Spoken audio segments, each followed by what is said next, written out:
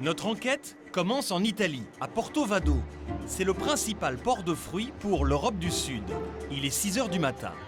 Paolo Francheri est le représentant de la firme américaine Del Monte. Il réceptionne une cargaison d'ananas en provenance du Costa Rica. Et pas n'importe lequel, le fameux Extra Sweet, celui qui se vend le plus. La première impression, l'ouverture de la porte, c'est l'odeur, la température, voilà. Ça, c'est une bonne indication. Ensuite, pour être sûr que le voyage s'est bien passé, il doit prendre la température du fruit. Elle ne peut pas dépasser 8,5 degrés. Après 12 jours de mer, 8 et 5. tout va bien. Les 1000 tonnes d'ananas peuvent être débarquées. Paolo Francheri n'en a pas fini avec ses contrôles. Dans son laboratoire, il doit effectuer des tests sur des ananas pris au hasard. Il vérifie leur poids, puis la couleur de la peau et de la pulpe, et la teneur en sucre. L'unique système, c'est manger les ananas. Voilà. Parti d'Italie, nous retrouvons cet ananas à Rungis. Salut Patrick, j'ai de la marchandise, c'est là. Frédéric Lorenzi est acheteur pour un hypermarché de la région parisienne. Il vient négocier 400 kilos de l'ananas, le moins cher du marché. Ok. Et t'en veux combien là Je t'avais dit 7 euros. Moi, il 7 faudrait que euros, je t'as puisse, quoi 5, 10, 15, 20, 25, 30. Tu dois avoir 38 colis. 38 colis. Tu peux aller arriver à 6,30 6,30, 6,30, j'ai combien de colis là? T'en On as va les, 30, on va les avoir, les 38. 2, 4. Ouais, c'est ça, 38. 6,30, ouais, vas-y.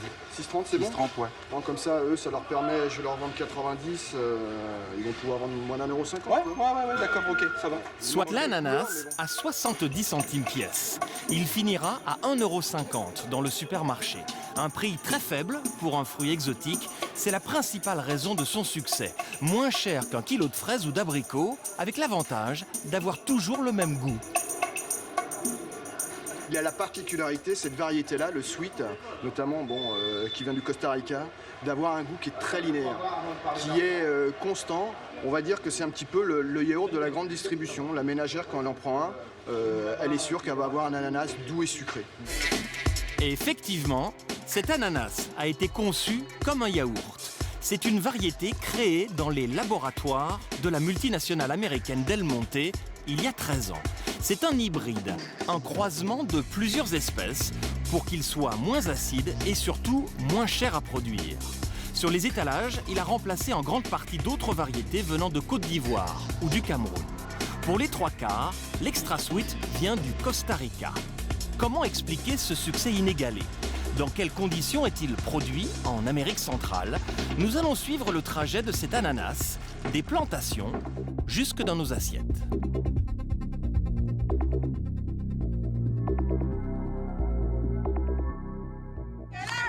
On veut de l'eau propre, on veut de l'eau propre. Direction le nord du Costa Rica, dans la région de Siquirres. Ce matin-là, des villageois bloquent la principale route du pays, notamment les cargaisons d'ananas qui partent vers le port. La raison de leur colère, la contamination de leurs terres par des pesticides. Ils sont utilisés massivement dans les plantations d'ananas des multinationales américaines comme Del Monte. Les villageois accusent les firmes de causer des dégâts considérables sur l'environnement. On est un petit village, mais on est tous unis. On n'a pas d'argent, mais on a notre fierté. Des solutions, des solutions. On est costaricains, comme vous, on a des droits. La route restera bloquée pendant 10 heures. Nous tentons de filmer dans les exploitations d'ananas des multinationales. Refus. Dans le royaume de l'ananas, les journalistes ne sont pas les bienvenus. Le seul à nous ouvrir les portes de sa plantation, c'est Don Oscar Obando. C'est un propriétaire local, resté indépendant. La réputation de son exploitation est excellente dans la région. Visite rapide, guidée et très encadrée. Il est 7 h du matin, les ouvriers récoltent les ananas depuis déjà 2 heures. Après avoir fait fortune dans la banane, Don Oscar a choisi le marché plus rémunérateur de l'ananas. Sur 1200 hectares, il en produit 25 millions chaque année. Et aucun ne sera consommé au Costa Rica. Voilà les fruits qui partent à l'exportation. Celui-là, le plus gros, est pour le marché américain. Et celui-là, pour le marché européen. Si l'ananas européen est plus petit, c'est culturel. Les consommateurs achètent en moins grande quantité que les Américains. Le fameux Extra Sweet, c'est donc lui. L'ananas hybride créé en laboratoire aux États-Unis. Et les Français, ils l'aiment comment l'ananas? Ils sont très exigeants sur le goût et la couleur du fruit. C'est l'ananas que vous mangez en France. Il est de cette couleur à l'intérieur. Le fruit ne peut se ramasser qu'à la main. C'est un balai bien réglé d'une brigade de 13 ouvriers. Don Oscar leur fournit l'équipement obligatoire, gants et lunettes. Les ouvriers doivent remplir un maximum de remorques. Ils arrivent à en faire jusqu'à 20 par jour. Le propriétaire tient à nous montrer pourquoi l'ananas est un fruit exceptionnel. Au départ, l'ananas, c'est une plante qui fleurit. Vous voyez, c'est un groupe de petites fleurs. Ce qu'on voit au centre de ce fruit, c'est en fait une accumulation de fleurs qui, au final, se transformeront en ananas. Et le plus miraculeux dans l'ananas, c'est son système de reproduction. Extrêmement simple, extrêmement rentable. 7 semaines après la récolte, on récupère la racine de l'ananas et on l'utilise à nouveau. On la replante sur des nouvelles parcelles. C'est ça la racine, regardez. C'est ce qu'il a dans les mains.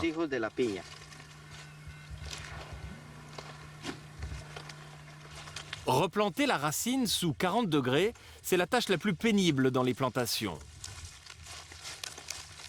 En une semaine, 2 ouvriers plantent à eux seuls 1 hectare d'ananas. Ici, les ouvriers sont payés au rendement. Chez moi, travailler plus, c'est gagner plus. T'en plantes combien par jour, mon garçon? Normalement, 5000. 5000 par jour, c'est ça?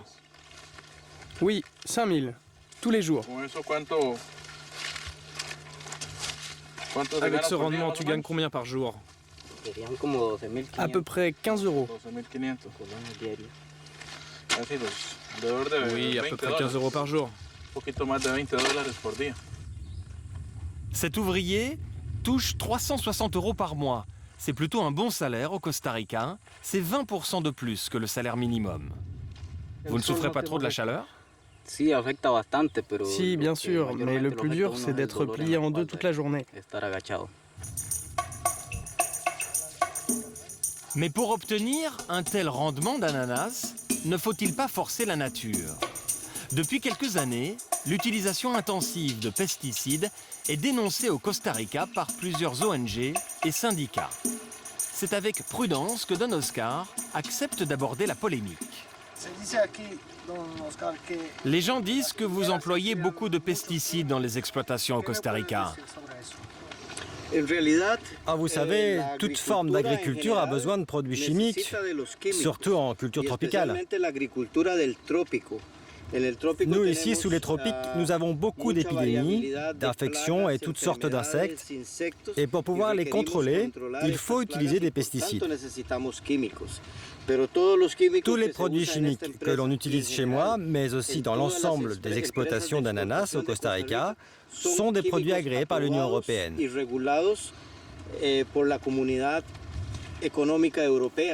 Quels sont les noms de ces produits? On utilise des fertilisants, les mêmes que partout dans le monde, des herbicides, des fongicides et des insecticides. Nous n'en saurons pas plus. Chez les exploitants d'ananas, on ne communique jamais sur le sujet. Nous poursuivons notre enquête à Siquirres. C'est l'Eldorado de l'ananas. Plus de 15 000 hectares de plantations entourent la ville. Ici, on vit et on pense ananas. Carlos Arguedas dirige la section environnement et santé du syndicat des travailleurs des plantations. Il nous emmène sur la plus grosse exploitation, 2000 hectares, propriété de Del Monte, la multinationale américaine, leader sur le marché de l'ananas.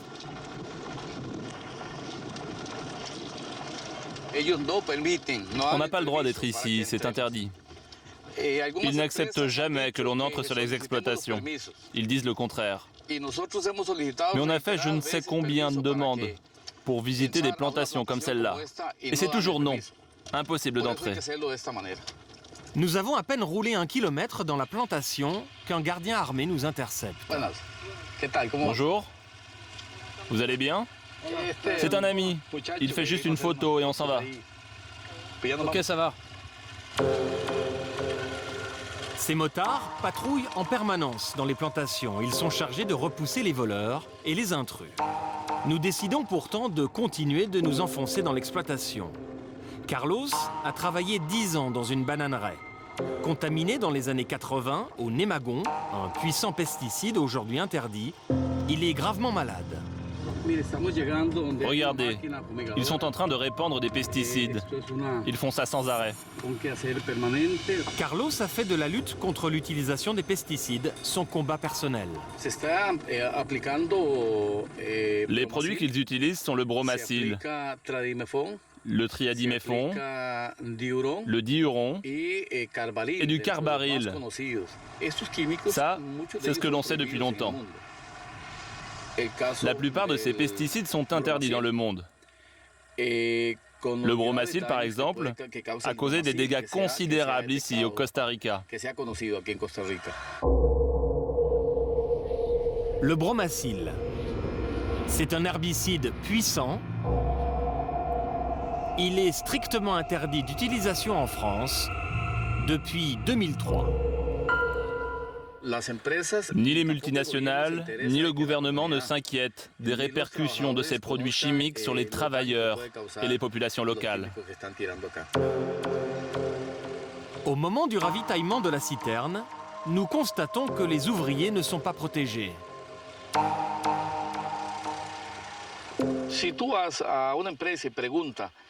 Toutes les exploitations vous diront qu'elles fournissent à leurs ouvriers les équipements de sécurité obligatoires. Vous pouvez pourtant voir devant vous 2 travailleurs manipulant des réservoirs de pesticides sans aucune protection sur le visage.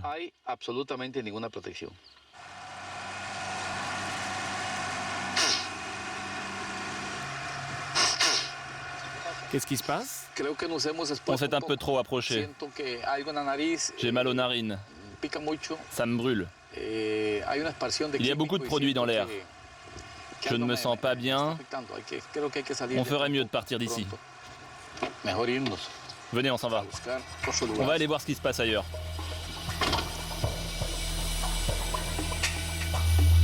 Un peu plus loin, 2 ouvriers déchargent des racines. Autour d'eux, l'épandage de pesticides continue.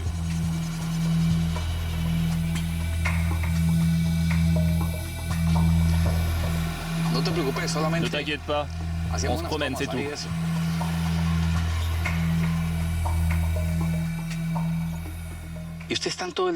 Toute la journée, tu supportes ça? Tu n'as pas trop mal à la tête? Comment tu te sens? Ça va, j'ai l'habitude. Mais pourquoi vous ne portez pas de protection? Ils m'en ont pas donné pour l'instant. Ils m'ont juste donné une chemise à manches longues. J'ai rien eu d'autre. J'ai pas eu de masque, mais je vais pas me plaindre, sinon je peux perdre mon boulot.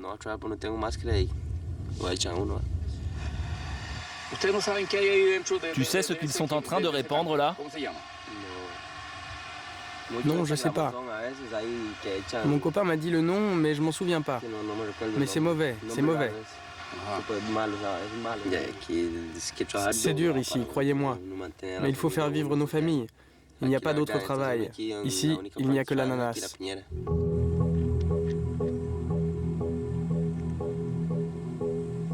« 85% de la main-d'œuvre employée dans les plantations d'ananas vient du Nicaragua, le pays le plus pauvre d'Amérique centrale, à 300 km de là. Ils sont logés dans ces baraquements, au cœur des plantations. Les ouvriers sont inquiets. Nous sommes à peine arrivés qu'un gardien nous repère.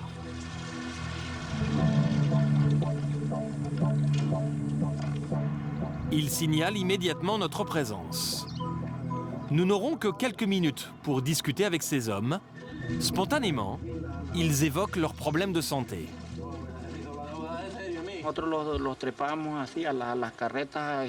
Ils n'arrêtent pas d'épandre ici. Ils utilisent beaucoup de produits et c'est ça qui me provoque ces taches sur la peau. Ouais, c'est le docteur qui nous l'a dit, que ces taches venaient des produits chimiques. Il y a aussi ce foutu mal de dos permanent qu'on a tous ici.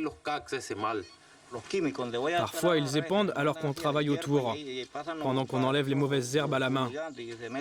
Ils mettent leur liquide là, sur les ananas, leurs produits chimiques.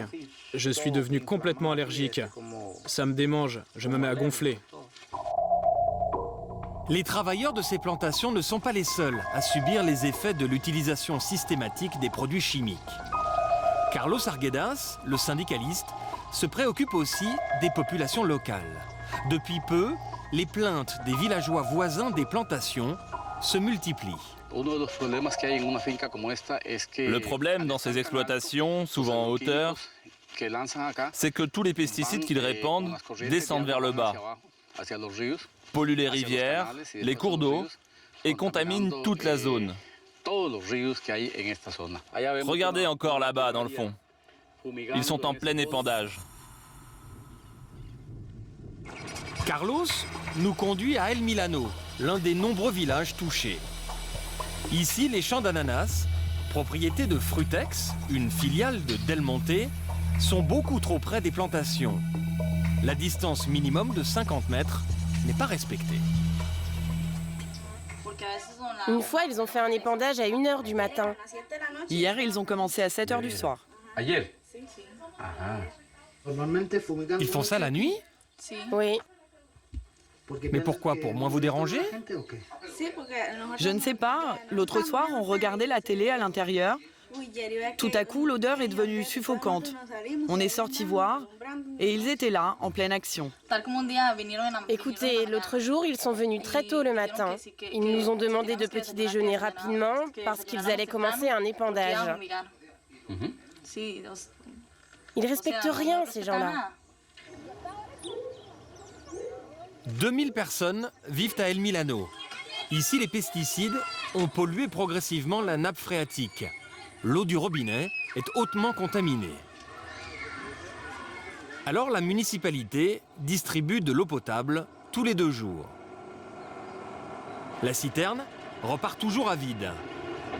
Après le passage d'une délégation du ministère de la Santé il y a quelques mois, les habitants ont pris conscience de la gravité de la situation.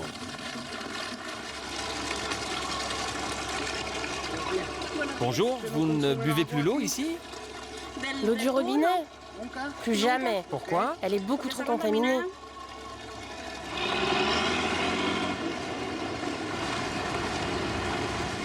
À quelques mètres, la rivière n'est pas épargnée. Elle est tellement contaminée que j'y vais même plus pour m'y baigner en famille.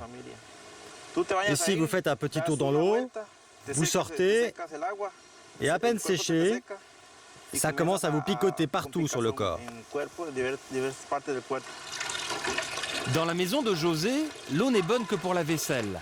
2 fois déjà, les habitants du village se sont cotisés pour faire analyser l'eau par un laboratoire. Les conclusions sont inquiétantes. Les premières analyses, on les a fait faire il y a 3 ans. Il y a d'abord le bromacil. Il est à 8 microgrammes par litre.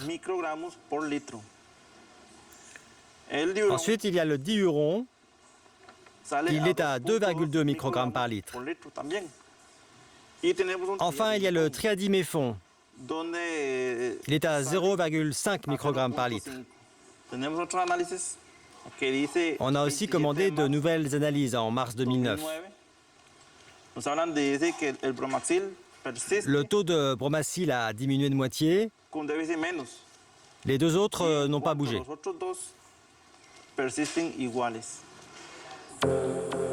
Le taux de diuron est donc 20 fois supérieur à la norme européenne autorisée. Le triadiméphon, 5 fois supérieur, et le bromacil, même s'il a diminué, reste 40 fois supérieur à la norme. Del Monte affirme avoir arrêté d'utiliser du bromacil depuis 1 an. Mais sa dangerosité se fera ressentir encore pendant des dizaines d'années. Les gens souffrent de quoi ici? Il y a beaucoup d'allergies, des champignons sur la peau. La délégation du ministère de la Santé dit même que ça peut provoquer des cancers du pancréas, du foie et du côlon. Ils l'ont dit ça quand même, les gens du ministère. Regardez ma fille, elle est couverte de champignons. Vous pensez que ça vient de l'eau? J'en suis sûre, hein. Moi aussi j'ai eu la même chose. J'étais couverte de taches sur la peau et je me suis fait soigner. Le problème, c'est qu'on utilise l'eau du robinet pour la vaisselle, la lessive et pour nous laver aussi. Évidemment, on ne la boit plus, mais je pense qu'on continue quand même à être contaminé.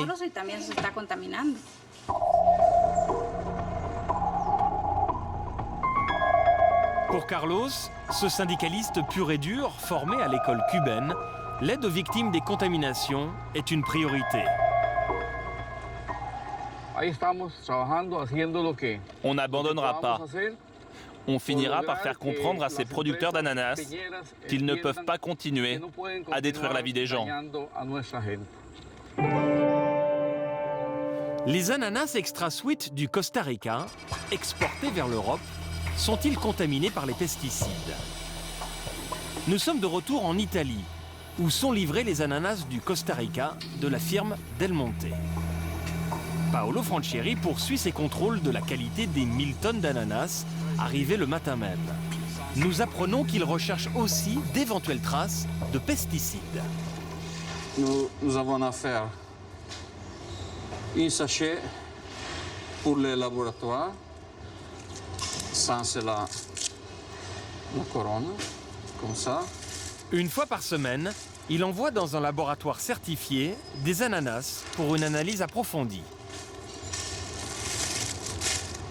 Ici, pour les ananas, tous les produits qui sont utilisés dans la plantation, pesticides aussi, parce qu'ils ne vont pas utiliser pesticides, mais c'est important de vérifier qu'ils ne sont pas. Il y a déjà eu des problèmes? Non. Problème, non. Quelques petites différences, mais rien d'important et pas des produits qui sont dangereux. Pour Del Monte, pas de souci donc. Les ananas arriveraient en Europe sans trace de pesticides. Pourtant, en janvier dernier, en France, la répression des fraudes publiait une vaste enquête sur les pesticides. Une analyse scrupuleuse de tous les fruits et légumes vendus sur le marché. Entre les abricots et les kiwis, les ananas. 32 ont été analysés. 23 ne contiennent pas de pesticides, 8 contiennent des traces, mais dans les limites autorisées. Un ananas dépasse le seuil légal. Impossible de connaître le nom de ces ananas ou leur provenance, ce service de l'État refuse de les communiquer. Dans les ananas vendus en France, on trouve peu de traces de pesticides, en tout cas à faible dose. Mais ces faibles doses posent problème, selon le cancérologue Dominique Bellepomme. Ça n'est pas la dose qui est le poison en matière de toxicité chronique, mais la répétition des doses, c'est-à-dire la durée d'exposition aux facteurs de risque. En d'autres termes, des microdoses, si elles sont répétées, des traces que l'on peut déceler dans ces fruits et légumes, à partir du moment où ceci est répété de façon continue dans le temps, pourront déclencher des maladies relevant de la toxicité chronique, c'est-à-dire cancer, maladie congénitale chez l'enfant, troubles de la reproduction chez l'adulte jeune. Le représentant en France du producteur de fruits américain Del Monte accepte de nous recevoir. Bernard Houillet est l'importateur. Pour lui, les pesticides employés sont nécessaires. S'il reste des traces, ça n'est que dans la peau du fruit. Ils ont trouvé des résidus, on ne peut pas, disons, contester leurs études, mais enfin, ils ont leurs résultats et immédiatement ils deviennent alarmistes. Bon, alors qu'encore une fois, probablement, ils ont fait une analyse complète avec une partie qu'on ne consomme pas. Donc, je dirais quand même, commençons par analyser ce qu'on consomme plutôt que d'analyser la peau de l'ananas. Ça n'a aucun intérêt. Je ne sais pas si vous en consommez. Moi, j'en consomme même pas, en tout cas. Nous interrogeons également l'importateur de Del Monte sur la pollution de l'eau au Costa Rica et sur les villageois malades que nous avons rencontrés. Ce qu'on trouve, enfin, juste pour être très précis, dans les nappes phréatiques de ces plantations, c'est des pesticides comme le bromacil ou comme le diuron qui empêchent, dans des doses très importantes. Ça, j'avoue que je l'ignore. Je l'ignore. Donc, si on vous l'a dit, je veux bien le croire. Bon, mais ça serait intéressant de regarder de quoi on parle. Car je crois qu'il y a une dramatisation sur beaucoup de sujets dans le domaine de la protection des personnes qui va un peu jusqu'à, enfin je trouve, en tant que citoyen, un peu vers l'exagération ou vers le nombrilisme. Donc je ne dis pas qu'il n'y a pas eu des erreurs, il y en a sans doute eu dans le système, mais de dire que finalement on consomme un produit qui tue d'autres, comme on pourrait imaginer, c'est aller très loin dans la démonstration. Oui, moi Bernard Houillet finit par reconnaître que notre enquête pose problème. Il n'y a pas à mettre en danger des populations pour produire. Ça ne devrait jamais être, selon moi. Bien.